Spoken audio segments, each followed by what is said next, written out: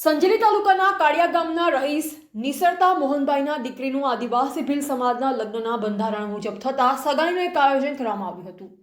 મળતી માહિતી મુજબ તારીખ 30/11/2025ના રોજ કાળિયા ગામના રહીશ નિસરતા મોહનભાઈ PSI LIB દાહોદની દીકરીનું આદિવાસી ભીલ સમાજના બંધારણ મુજબ ગ્રંથથી જોડાયા, જેમાં પોતાની દીકરીને કંકુની કન્યા દાન કરી ભીલ સમાજને ઉત્તમ ઉદાહરણ પૂરું પાડ્યું છે। આદિવાસી સમાજમાં લગ્નની શરૂઆત થઈ ચૂકી છે, ત્યારે ભીલ સમાજ દાહોદ દ્વારા આદિવાસીઓમાં ચાલતા કુરિવાજોના દૂષણો દૂર કરવાના પ્રયત્ન કરી રહ્યા છે। ત્યારે મોજે કાળિયા ગામના રહીશ નિસરતા મોહનભાઈએ પોતાની દીકરીને સંતરામપુર તાલુકાના લીલવાસર ગામે કટારા પરિવારમાં કંકુની કન્યા લગ્ન કરવા પોતાની સહમતિ દર્શાવી અને એક ભીલ સમાજના બંધારણનો અમલ કરતો દાખલો પૂરો પાડ્યો હોવાનું જાણવા મળ્યું છે। આદિવાસી સમાજના રીત રિવાજ મુજબ વર પક્ષે કન્યા પક્ષનું આરતી ફુલહાર પહેરાવી સ્વાગત કર્યું અને આવકારવામાં આવ્યા અને કન્યા પક્ષેથી વરને ચાંદીનું ભોરિયું પહેરાવી ચાંદલો કરવામાં આવ્યો હતો। મોહનભાઈ નિસરતા દ્વારા જણાવાયું હતું કે મારી બધી દીકરીઓને હું કંકુની કન્યા લગ્ન કરી આપીશ અને ભીલ સમાજના બંધારણનું ચુસ્તપણે પાલન કરીશ। ખોટા ખર્ચાઓથી પરહેજ રહી વર પક્ષને ખોટા ખર્ચમાં ભરાવા નહીં દેવાનું જણાવ્યું અને મોટી સંખ્યામાં લોકો જોડાયા હતા। Bureau chief Kamlesh Prajapati, Dahod. PSI Shri Mohanbhai Nisarta સાહેબની આંગણે પ્રસંગનો માહોલ છવાયેલો છે, ત્યારે આજે એમના સગાવાલા સંબંધીઓ સાથે પધાર્યા છે, તો તેમને કંકુની કન્યાનો એક આદિવાસી સમાજને એવો સંદેશ બહાર પાડ્યો છે કે આજે આદિવાસી સમાજ દ્વારા એક મોટો સંદેશો આપ્યો છે। તો આપણે સાહેબના મોંથી બે શબ્દ સાંભળીશું।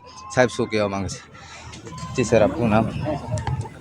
સર, હું PSI MH નિસરતા, મોટા કાળિયા ગામ છે, તાલુકો સંજેલી, જિલ્લો દાહોદ। મેં મારી મોટી દીકરીને મેરેજ કર્યું ડુંગરપુર ગામે, પરમારને ત્યાં, પરમારના ડુંગરપુર, પરમાર જાતિના છે, ત્યાં જ મેરેજ કર્યું। તો મોટી દીકરીનું પણ કાંઈ પણ પ્રકારે દેશદાપુ લીધું નથી અને મેં કંકુની કન્યા તરીકે જ દીકરીને વળાવી છે। અને આ મારી બીજા નંબરની દીકરી છે ભાવેશ્વરી, તેને પણ હું લીલવાસર ગામે હિંમતભાઈ કટારા સાહેબ ટીચર છે અને તેમનો બાપો GPSC કરે છે, એમના જોડે આજે સગાઈ ગોઠવેલી છે। તો તેમની પાસેથી પણ કોઈ પણ પ્રકારનું દેશદાપુ લેવાનું નક્કી કરેલ નથી અને હું કંકુની કન્યા તરીકે આપવા માગું છું।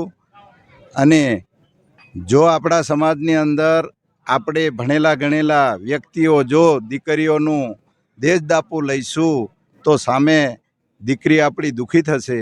તે બદલ હું આપણા સમાજને એ જ સંદેશો પહોંચાડવા માગું છું કે આપણે જો થોડી ઘણી વ્યવસ્થા કરી શકતા હોય તો આપણે આપણી દીકરીને સુખી જોવા માટે માંગતા હોઈએ તો દેશદાપુ ન લેવું જોઈએ। એ જ સંદેશો પહોંચાડવા માગું છું। જય હિન્દ, જય ભારત।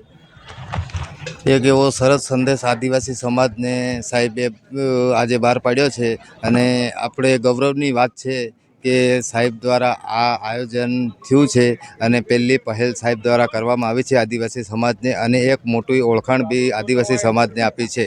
જય હિન્દ, જય ભારત।